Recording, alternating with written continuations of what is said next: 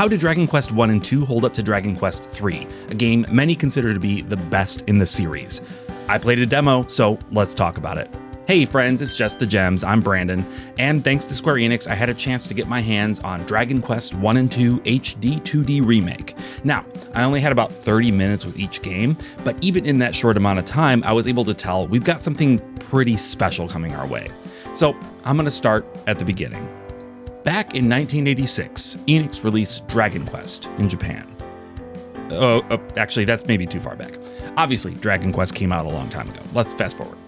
Dragon Quest 1 HD 2D Remake is, even more than Dragon Quest 3 before it, a full reconceptualization of that classic game. Let me paint you a picture.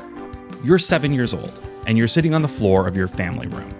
You've just received a copy of Dragon Warrior in the mail, and you are falling into your very first JRPG. You don't know that's what it is. In fact, you don't even know what an RPG is in general. But this thing is blowing your mind. Instead of a series of disconnected levels that you run and jump through from left to right, you start out in a castle and a town, and then you move out into an enormous world full of forests and caves and mountains and deserts. It's overwhelming because nothing has ever been quite like this. Maybe Zelda, but even that felt smaller than this.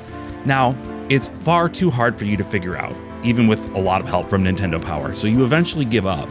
But that game has basically imprinted on you. Like what happens at the end of the Twilight series, but less creepy. Dragon Quest 1 HD 2D Remake takes that experience and fully modernizes it.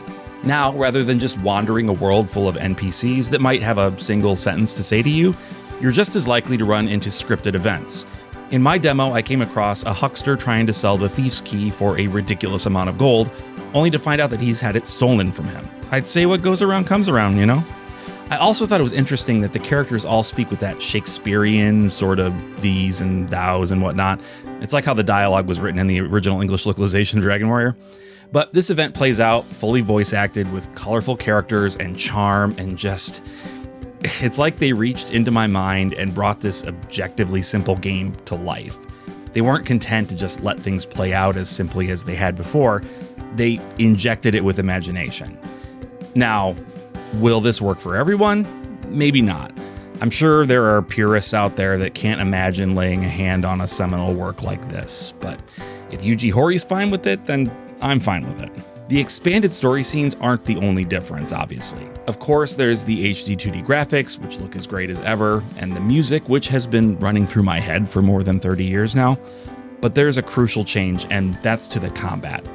In the original game, your character was a solo fighter who leveled up and eventually learned a handful of spells. The game never felt unfair, however, due in large part to every fight being a one-on-one battle. You never fought a group of slimes, just one slime. The remake wants you to know you're going to have to toughen up. Now your solo hero will have to fight entire groups of enemies all at once.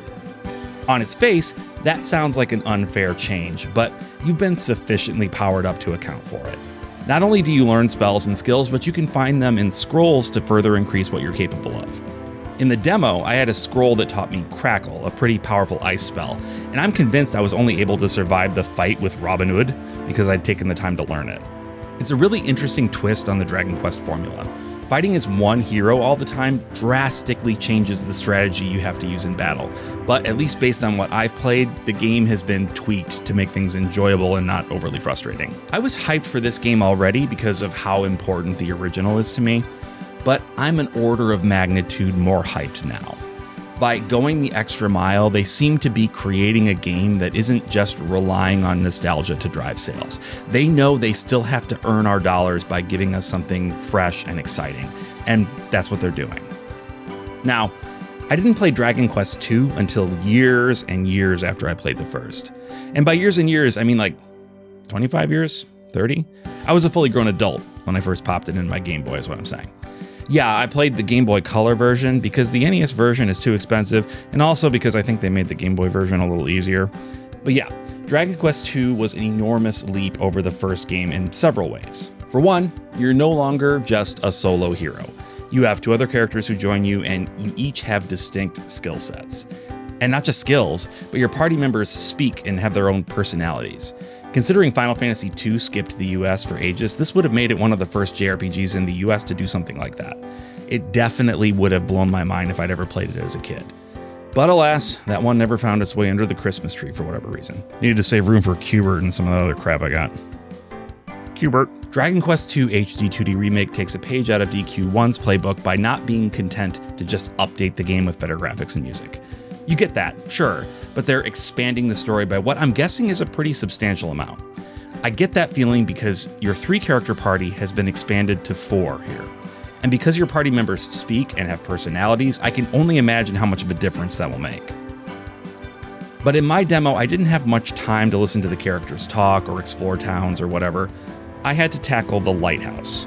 If you haven't played the original game, the Lighthouse is a pretty challenging dungeon, and here it's incredibly challenging.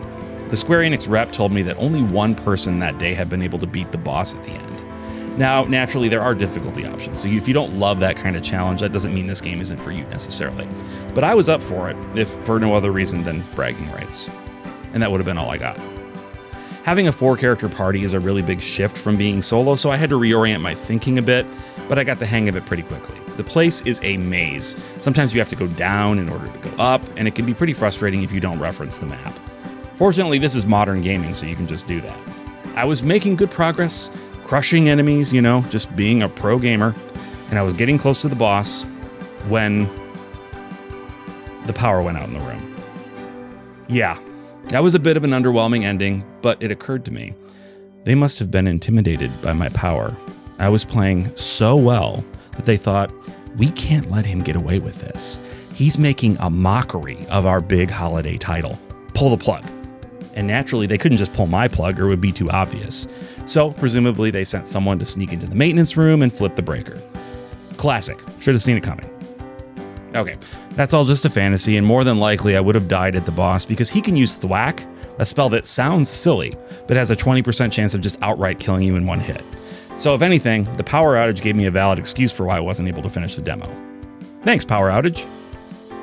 But yes, Dragon Quest II HD 2D has all the charm of 1 and 3, but with its own unique story and characters. Dragon Quest II has been near the top of my favorite DQs list simply because of its story, so I'm really excited to see how they've handled it in the remake. If they paid as much attention to that as they have to every other aspect of these two games, then I think I'll be happy with the result. Anyway, that's it. Hope you enjoyed this. If you did, would you mind liking and subscribing? It really helps me out. Also, I have memberships, so if you're able to support me and the channel that way, I would really appreciate it. My members are gods among men. And please, check out my podcast, the JRPG Pursuit. New episodes every Wednesday, link in the description. And with that, until next time, bye.